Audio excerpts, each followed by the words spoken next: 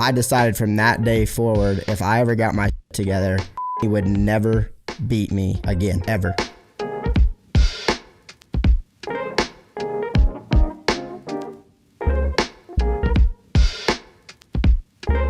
I met a gypsy.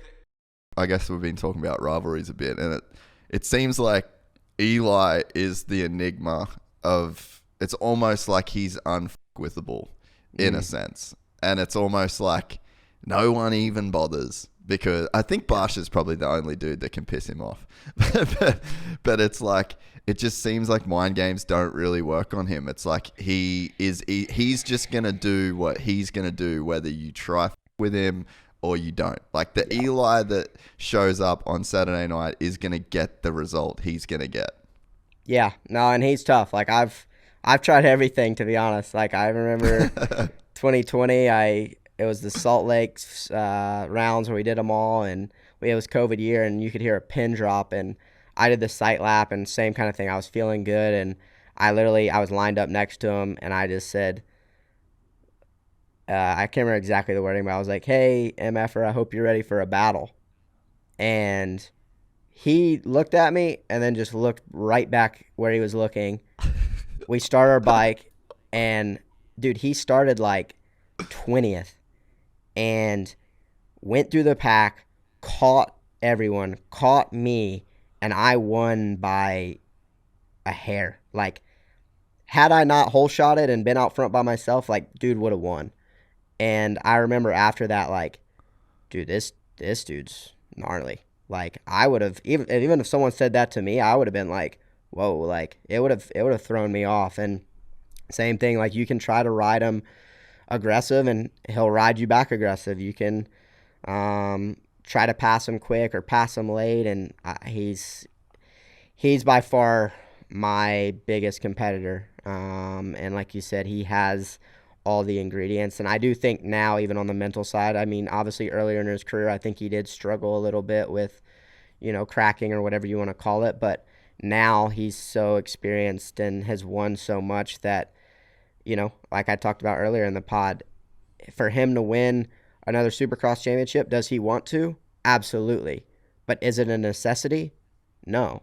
He's won plenty. He's earned all the money. He's a legend in our sport. So, sure, we're both trying our absolute hardest to do this, but I think that's the mentality that we both have, and it's hard to beat someone that truly doesn't care what the outcome is, if that makes sense. Yeah. Dude, it makes total sense, and it's not, I don't think that's like he gets enough credit for that, maybe. That it's like he's so just down. Like you never see like desperation with him, and like it's like what you were saying before about with Kenny not wanting to lose to you at times, or like you could feel it watching the race that he was like worried where you're at. Like it's such a powerful position to be in that Eli's in, where it's like he genuinely doesn't care, bro. Like he's chilling, and it's underrated. No, he's for sure very underrated, and like you said, he has all those it factors. He has the speed, he has the fitness, he has the mental strength, he has all those things. So that's what makes him so gnarly. And then he's just his own, I'd say, quirky self. Like you don't hear from him. He's no drama. He's very to himself. You don't know what he really does, and that's just how he operates. Doesn't have many friends within the industry and is under the limelight, in my opinion, and just does his work. And whether it's a first or an eighth like at Indy, like he's pretty much the same personality. So, like you said, a lot of respect to him. And I mean, he's climbing up the win list. And I mean, like I said, whatever the outcome is of this championship, I know that I battled one of the gnarliest dudes to ever throw a leg over a motorcycle. And that's why I can say like how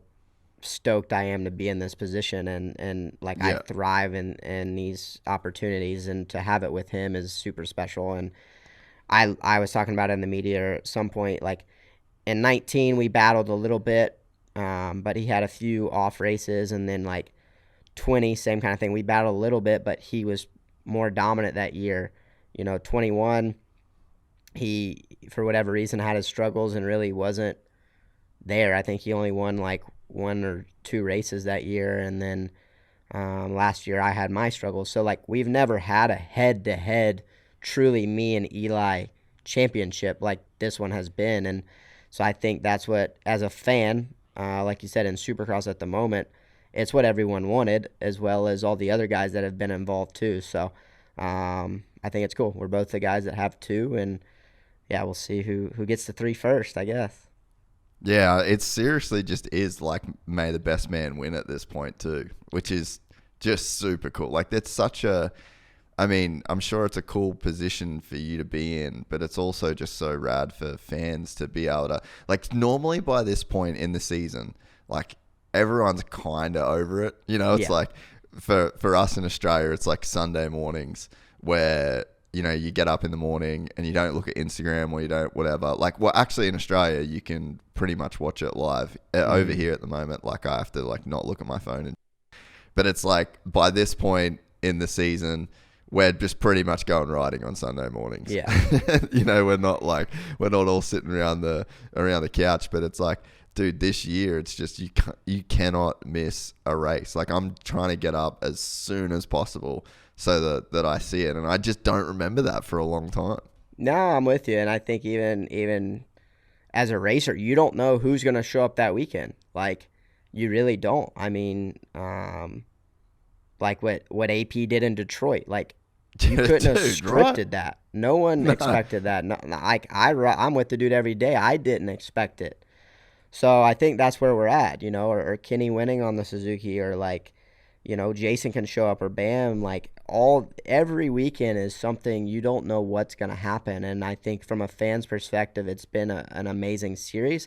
And even for us racers, it's like you can't settle, you know. And I think even like your point there, I've been in this position where by this point in time, you know, even your competitors, they know, you know what, hey, this weekend I'm going to get between 3rd and 8th, you know, like the title guys are coming. Like, yeah, we'll put up a little bit of a fight, but they're probably going to go 1 and 2 or whatever the case is. And it's so far opposite of that this year that it's not easy. Like it's not freaking easy. So that's what's made it cool. And even like I look at last year, like at this, I think it was when Jason and all of us had a bad round at Detroit.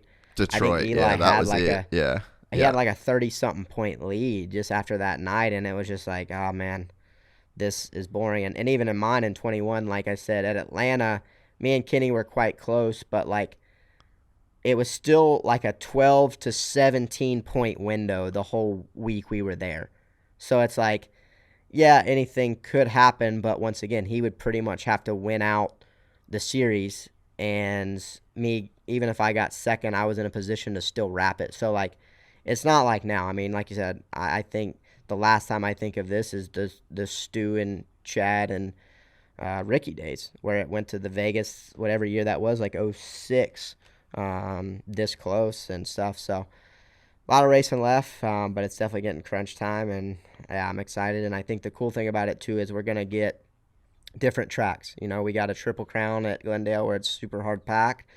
Then we go to the Speedway style at Atlanta. That's, you don't know what you're going to get. Then we go back to an open stadium in Nashville where we haven't raced in a few years. You don't know what the dirt's going to be. We haven't been. And then back to New York where weather and terrain is always treacherous. And then Denver, Salt Lake where they're at altitude, but they can both be different too. So that's what I think's cool. Like we started this series where it's out west, and you know, okay, tracks are going to be pretty much similar, and then we go east, and you know they're going to be tighter stadiums and pretty similar to where these last few and even these next few are going to be a lot different. And I actually applaud Supercross this year alone. I do feel like all our tracks every weekend are the most different they've ever been. You know, they almost feel like different builds every weekend, which has been really cool.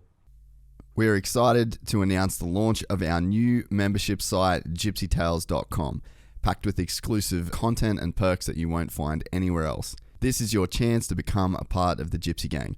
And as a special bonus, if you sign up to an annual membership, you'll be entered into the draw to win our custom-built TC125. Gypsy Gang.